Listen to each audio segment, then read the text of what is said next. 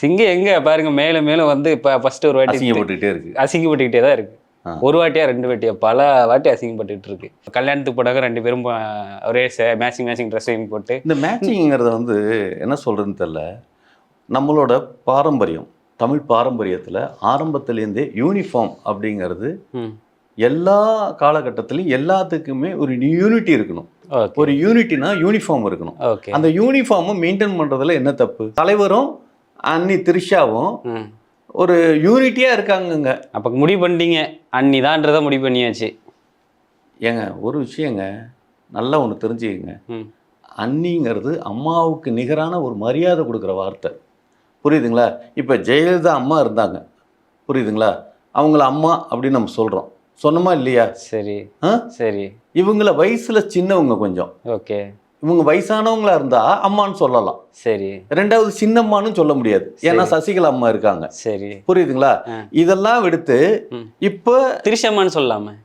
ஏங்க திரிஷா அம்மானா திரிஷாவோட அம்மாவை தான் நம்ம திரிஷா அம்மான்னு சொல்ல முடியும். சரி, புரியுதுங்களா? அப்போ திரிஷா அண்ணி அப்படின்னு தான் சொல்ல முடியும். திரிஷா அண்ணியை தவிர வேற நீங்க மனைவின்னு சொல்ல முடியுமா? நீங்க சொல்ல முடியாது, சொல்லலாம். அவர் நினைக்க சொல்லலாம். அதாவது அவங்களுக்கு கணவனா இருக்கிறவங்களுக்கு தான் அவங்க மனைவி அப்படிங்கறது சொல்ல முடியும். புரியுதுங்களா? புரியல எப்படி? ஹலோ, அவங்களுக்கு கணவனா புரியல, நீங்க ஒரு வாட்டி சொல்லுங்க. கமகை அண்ணி திரிஷா இருக்காங்களா? சரி, திரிஷா அன்னைக்கு கணவனா இருக்கிறவங்க இருப்பாங்க இல்லையா? கணவனா இருக்கிறவங்க யார் இருக்கா? விஜய் தான் இருக்காருன்னு நினைக்கிறேன். ஹலோ, எங்க கல்யாணம் ஆச்சா? கணவனா அப்ப திரிஷாவை கல்யாணம் ஆயிடுச்சா? ஏங்க கல்யாணம் ஆகி தான் இப்பெல்லாம் வாழணும்னு அவசியமே இல்லை. லிவிங் டுகெதர்னு கேள்விப்பட்டிருக்கீங்களா? லிவிங் டுகெதர், ஓ அப்படிதான் இருக்காங்களா? அப்புறம் சரி சரி. எத்தனை பேருக்கு? ஹலோ, எத்தனை பேருக்கா? இல்லை, எத்தனை வாட்டி இருந்திருக்காங்க லிவிங் டுகெதர்ல? எத்தனை பேர் கூட? லிவிங் டுகெதர்னா யார் வேணாலும் லவ் பண்ணலாம், இது பிடிச்சா இருக்கலாம், பிடிக்கலாம், போகலாம். ஓகே, இன்னைக்கு அது கலாச்சாரம். கலாச்சாரம், புரியுதுங்களா? சரி, அதை விடுங்க. கலாச்சாரம் தேர்தல் அதை விட்டுருங்க, அவங்க பர்சனல் வாழ்க்கை விட்டுருங்க. சரிங்களா? பாத்தீங்களா? ஏன்னா இதை விட்டுருங்க அதான் கேக்குறேன். ஒருத்தர் சரியா இப்ப நேத்து அட்லி கல்யாணத்துக்கு போயிருக்காரு விஜய். மேட்சிங் ட்ரெஸ்ஸை போட்டு இவரும் ப்ளூ கலர் போடுறாங்க, திரிஷாவும் ப்ளூ கலர் போட்டு ஒரு ஸ்னாப் போட்டு அனுப்புறாங்க. என்னங்க இதெல்லாம்? தப்பு இல்லையேங்கிறேன் நானு. அது தப்பா? எங்க தலைவன் ஒரு ஊதா கலரும் அண்ணி ஒரு ஊதா கலரும், இப்ப நான் கூட ஊதா தான் போட்டிருக்கேன். இந்த மாதிரி கலர் தானே. சோ இப்ப நான் வந்து அண்ணி கூட பக்கத்துல இருந்துட்டேன்னா என்னையும் அண்ணி இணைச்சு பேசுறேன், எவ்வளவு பெரிய தப்பு. நானும் சட்டை தான் போட்டிருக்கேன், ஊதா கலர் தானே இது. சரி, இது மாதிரி தானே அண்ணன் இது தலைவரும் போட்டிருந்தாரு. சரி, புரியுதுங்களா? ஒரு ட்ரெஸ்ஸை காம்பினேஷன் பண்ணி கம்பேர் பண்ணி மேட்சிங் ஆக்காதீங்க. ஆமா, அது உடையளவுல ஓகே, உடலளவுல ஒன்றும் நடந்துடல. உடல் அளவில் நடக்கலையா? கிடையாது, உடைதான் ஒற்றுமை. எப்படி பாத்தீங்க நீங்க? எப்படி பாத்தீங்கன்னா அதே மாதிரி தானே நானும். நீங்க சொல்றீங்க உடல் அளவில் எதுவும் நடக்கலன்னு. உங்களுக்கு தெரியாதா? நான் நடக்கலைங்கிறதுக்கு நான் சொல்றேங்க, நடக்குதுங்கிறதுக்கு நீங்க என்ன ப்ரூஃப் வச்சிருக்கீங்க? எங்கேயாவது சொல்லுங்க, ஏதாவது ஒரு வீடியோ காட்டுங்க. 2 பேரும் எது பண்ணிட்டு இருக்காங்க, ஏதாவது ஒரு வெப்சைட்ல காட்டுறோம் சன்னி லியோன் மாதிரி இவங்க இருந்தாங்க அப்படின்னு ஒரு படம் காட்டுங்களேன். நீங்க கேமராமேன் கிடைக்கலன்னு நினைக்கிறேன். கேமராமேன் கிடைக்கலையா? ஆமா, நீங்க சொல்றது அப்படிதான் இருக்கு. ஒரு விஷயம் தெரியும். சரி, அது விடுங்க. இந்த திமுக காரங்க சதி, இது எல்லாமே எல்லாத்துக்கும் திமுக காரங்க. அவங்கள ஒண்ணு கேக்குறீங்க, அதிமுக காரணம் எதுவும் பண்ண மாட்டாங்களா? இல்ல நாம் தமிழ்ல எதுவும் பண்ண மாட்டாங்களா? எல்லாத்துக்கும் திமுக காரணம். விஜய் எது பண்ணாலும் திமுக தான் சதி. ஏன் பிஜேபி எல்லாம் பத்தி சொல்ல மாட்டீங்களா? ஒரு விஷயம் நல்லா தெரிஞ்சுக்கங்க, இவங்களுக்குலாம் அறிவு கிடையாது. யாருக்கு? நீங்க சொன்னவங்களுக்குலாம் அறிவே இல்ல. கிடையவே கிடையாது. அண்ணனுக்கு அறிவு இருக்கு. எது? அண்ணனுக்கு அறிவு இருக்கு. திமுக காரங்களுக்கு தான் அறிவு இருக்குங்கிறேன். அந்த ஒரு நீங்க சொல்றீங்கல்ல, இதெல்லாம் பண்றதெல்லாம் திமுக தான் சொன்னேன். திமுகவுக்கு மட்டும்தான் அறிவு இருக்கு, மத்த இவங்களுக்கு அறிவு இல்லைங்கிற நானு. எப்படி சொல்றீங்க திமுகவுக்கு அறிவு இருக்குன்னு? பாத்தீங்கல்ல, இதெல்லாம் செய்யறது யார் செய்யறா? இதெல்லாம் சேர்த்து திமுக காரங்க தான். அப்ப அவங்க அறிவோட செய்யறாங்கல்ல. என்ன செய்யறாங்க திமுக காரங்க சொல்லுங்க. என்ன செய்யறாங்களா? இதான் ஒரு விஷயம் நல்லா தெரிஞ்சுக்கங்க. சொல்லுங்க. காலையில எங்க அண்ணன் யாரு? அண்ணன்னா சீமான் இல்ல, எங்க தலைவர் விஜய். சரி, நல்லா ஒண்ணு ஞாபகம் வச்சுக்கோங்க. அண்ணன்னா சீமான், தலைவர்னா விஜய். சரி, அஜய். புரியுதுங்களா? அப்ப அண்ணன் தலைவராக மாட்டாரா அப்படிலாம் கேட்க கூடாது. அப்படி கேட்க கூடாது, சரிங்களா? நான் பேசுறப்ப அண்ணன்னா சீமான், தலைவர்னா விஜய், அப்படி புரிஞ்சுக்கங்க. சரி, சரிங்களா? சரி. என்ன பண்ணாரு சொல்லுங்க. இப்போ தலைவர் வீட்டிலேருந்து கிளம்புறாரு. சரி. வீட்டில இருந்து எந்திரிக்கிற துயில் எழுப்புறதுலேருந்து, ஆ. புரியுதுங்களா? ம். இது தெரியுதா துயில் எழுவுறதுன்னா? தெரியலையே, சொல்லுங்க. துயில் எழுவது அப்படின்னா ஆ. காலையில இப்படி தூங்கிட்டு இருக்கிறப்ப இப்படி முழிச்சு பார்க்கறது. ஆ. புரியுதுங்களா? சரி. அதான் துயில் எழுவது. ஓ. ஆமா. அந்த நேரத்துல இருந்து ஆ. இவனுங்க ஃபாலோ பண்றாங்க தெரியுமா? திமுக என்ன காரங்க. பண்றாரு, ஏது பண்றாரு, எங்க போறாரு, யாரை பார்க்கறாரு, என்ன பண்றாரு ம். அப்படின்னு ஃபுல்லா ஃபாலோ பண்ணி ம். அப்படியே சீரியஸா ம். திமுக காரங்களுக்கு வேற வேலை இல்ல, இதான் அவங்க வேலை. அதை மட்டுமே அர்த்தம் வேலை இல்ல. பார்த்துட்டு இருக்காங்க. இது அடுத்தவங்க பெட்ரூம் எட்டி பாக்குறதா திமுக காரங்க வேலை. நல்லவன் தெரியுமா? ஏங்க அவங்களுக்கு நிறைய வேலை பெட்ரூமை கிடைக்கும். தான் எட்டி பார்க்காம இருக்காங்க நேரம். அந்த பெட்ரூமை மட்டும் எட்டி பார்த்து அந்த படத்தை மட்டும் ரிலீஸ் பண்ணிட்டாங்க. உங்க ஆளுங்க தான் எல்லாத்தையுமே பண்றான். உங்க கூட இருக்கீங்கல்ல, நீங்க வச்சிருக்கீங்கல்ல கூட ஒரு 4 பேர் வச்சிருக்கீங்கல்ல, அந்த எல்லாரும் கருப்பாடு கிடையாது. ஒரே ஒரு ஆள் தான் கருப்பு. யாரு? ஆதவர்ஜுனம்.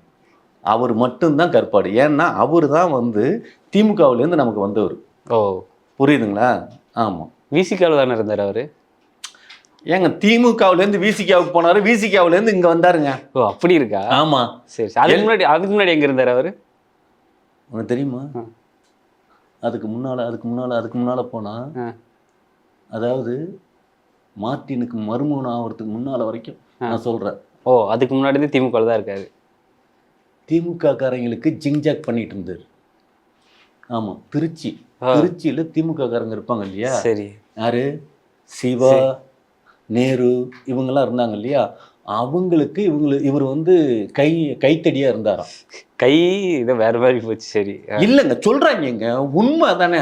அது கையா இருந்தாரா தடியா இருந்தாருங்களா தெரியாது. ஆனா 19 ஊர்ல சொல்லுவாங்க அவர் யாருப்பா அப்படின்னா கைத்தடியா இருந்தாருங்க அப்படிம்பாங்க. அதனால அது கையா தடியான்னு நமக்கு தெரியாது. சரி சரி. ஆமா.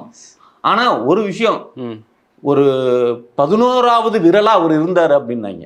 11வது இல்ல திமுகவுக்கு. ஆமா ஆமா ஆமா. அதாவது திருச்சி வட்டத்தை பொறுத்த வரைக்கும். சரி சரி.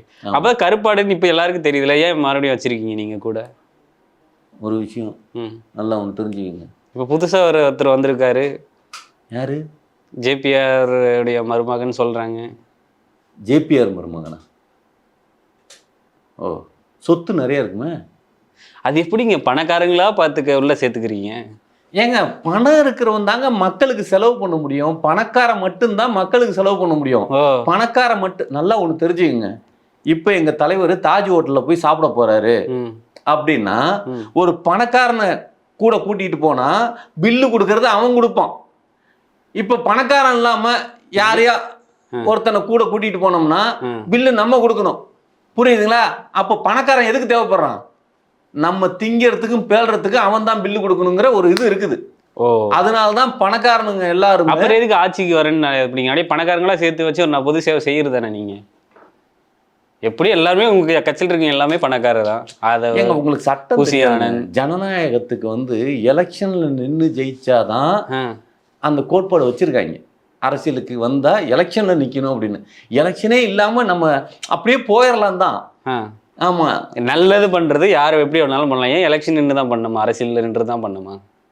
அதான் இப்போ எத்தனை பேர் அப்படியே நல்லது பண்ணிட்டாங்க. இந்த நல்லது பண்ணுறேன்னு சொல்கிற அத்தனை பேர் இப்படி தான் சொல்லிட்டு இருக்கான். நல்லது பண்ணுறதுக்கு அரசியலுக்கு வர வேணாம், நல்லது பண்ணுறதுக்கு அரசியலுக்கு வர வேணாம்னு. ஆமாம். அதுவும் இந்த சூரிய பண்ணுறாரு. அதான் நான் சொல்ல வந்தேன். நீங்கள் அவர் அரசியல் எந்த அரசியல் இல்லை. அவர் ஒரு ஒரு அறக்கட்டளை வச்சு பண்ணிட்டு இருக்காரு. நிறைய அறக்கட்டளை இருக்கு, யாரும் வெளியே காமிச்சிக்கல. சம்பாதிக்கிறதுக்கு கணக்கு காட்டுறதுக்கு தான் இந்த மாதிரி வேலையெல்லாம் பண்ணி வைக்கிறது. ஓ, தெரியுமா? ஆமாம். அறக்கட்டளைங்கிறது நல்லா ஒன்று தெரிஞ்சுக்கோங்க.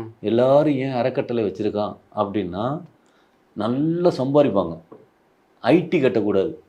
ஐடியை கட்டாமல் இருக்கிறதுக்கு என்ன பண்ணலாம் அப்படின்னா, இந்த மாதிரி அறக்கட்டளைகள் வச்சுக்கிட்டோம்னா அதுக்குள்ளார நாங்கள் சேவை செய்கிறோம், நாங்கள் சம்பாதிக்கிறதுல இவ்வளவு தூரம் நாங்கள் இதில் பண்ணுறோம் அப்படிங்கிற மாதிரி எங்க தலைவன் அறக்கட்டளை வைக்கிறதுக்கு விட்டுட்டாப்புல. விஜய் மக்கள் இயக்கம்னு ஒன்று வச்சிருந்தாரு. அப்போ விஜய் அதுக்கு எதுக்கு வச்சிருந்தாரு? அப்போ அவர் அந்த மாதிரி ஃப்ராடுத்தனம் பண்ணுறதுன்னு வச்சிருந்திருப்பாரு. நல்லா ஒன்று தெரிஞ்சுக்கங்க. எங்க தலைவர் ஐடி கட்டினாரா? ஒரு காருக்கே கட்டணம் இல்லை. ஏன் கட்டலை? அதை நீங்கள் தான் சொல்லல. ஏன் கட்டலை? கொஞ்சமாவது யோசிக்கணும். நாம காசு கொடுத்து கார் வாங்க, அது இங்க வாங்கல அவர் காரு, பாண்டிச்சேரியில வாங்குறதுக்கு இன்னும் கட்டாம இருக்காரு. இங்க வாங்கினா டேக்ஸ் போடுவாங்க. எங்க வேணுமாலும் வாங்கட்டுமே. வாங்குறது எவன் வீட்டு காசுக்கு வாங்குறான்? கவர்மெண்ட் காசு கொடுக்குறான் நமக்கு, நம்ம காசு தானே. இல்ல 4 பேர் காசு கொடுத்து வாங்கி கொடுத்தாங்க, நம்ம காசை கொடுத்து வாங்குறதுக்கு எதுக்கு வரி கட்டணுங்கிறேன்? புரியலையா? இப்ப கவர்மெண்ட் நீ ஏமாத்திட்டு இருக்கீங்க. இதுல வந்து மக்களுக்கு சேவை செய்வோம், புரியுதுங்களா? நாங்க ஊழலை ஒழிப்போம், ஒரு ஊழல் செஞ்சு பாருங்கன்னு சொடக்கப்பட்டு வர சொல்றீங்க, மேடைக்கு மேடை கத்துறீங்க. ஏங்க அடுத்தவன் ஊழல் செய்யக்கூடாதுங்க, நாம பண்ணலாங்க. புரியுதுங்களா? இப்போ என்னங்க சரி, அது நிர்வாகிகள்லாம் நிறைய பேர் விலைக்கு போகிறாங்க. இப்போ ரீசெண்ட் டைமில் நிறைய நிர்வாகிகள்லாம் எனக்கு வந்து தாவிக்க வேணாம், நான் எனக்கு இந்த மக்கள் நான் அடிமட்டத்துலேருந்து வந்து உழைச்சி நான் வேட்பாளராக நிற்கிறதுக்கு சீட்லாம் கேட்டு எனக்கு தரலை.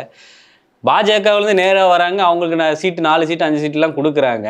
இப்போ எங்களுக்கு நாங்கள் உழைச்சவங்களுக்கு எங்களுக்கு என்ன இருக்குது அப்படின்னு சொல்லி நிறைய பேர் பாஜகலேருந்து வந்தவன் 5 கோடி ரூபா கொடுக்குறான், இந்த கம்யூனிட்டி எவனாவது 5 கோடி ரூபா கொடுத்தானா? உழைக்கிறான் இல்லைங்க. ஏங்க உழைக்கிறானா? எல்லாரும் தான் உழைக்கிறாங்க. நீங்க தான் சொல்லியிருக்கீங்க. என்ன சொல்லியிருக்கீங்க? அடிமட்ட போஸ்டர் ஒட்டி சைக்கிள் எவன் போஸ்டர் ஒட்டுறானோ அவங்களுக்கு மட்டும் தான் பதவி, மேல் எடுத்து பெரிய பெரிய ஆட்களுக்கெல்லாம் பதவி இல்லை அப்படின்னு சொல்லி மேடைக்கு மேடை புசி ஆனந்தன் விஜய் தான் சொல்லியிருக்கீங்க. வேணா அந்த வீடியோ காட்டுங்களா? வீடியோ பாக்குறீங்களா? ஐயோ, நான் சொன்னது இந்த மறுத்தெல்லாம் பேசலையா, சொன்னது சரிதான். ஆனா அந்த சைக்கிள் ஓட்டுறவனா இருந்தாலும் அவன் 5 கோடி ரூபா கொடுத்தானா நாங்க சேர்த்துப்போம். அப்புறம் எதுக்கு நீங்க சொல்றீங்க போஸ்டர் ஓட்டணும், நான் கீழே மட்டங்கள்ல தான் நாங்கள் உயிர் தோறதுக்காக அரசியல் வந்தாங்க, நீ எதுக்குங்க சொல்றீங்க? பணக்காரருக்காக நாங்கள் கட்சி ஆரம்பிச்சிருக்குன்னு சொல்லாமல்ல? ரொம்ப தப்புங்க. முதல்ல புரிதல் நல்லா வச்சுக்கோங்க. என்ன பணம் ஒருத்தன்ட்ட இருந்தாதான் மக்களுக்கு வாரி கொடுக்க முடியும்.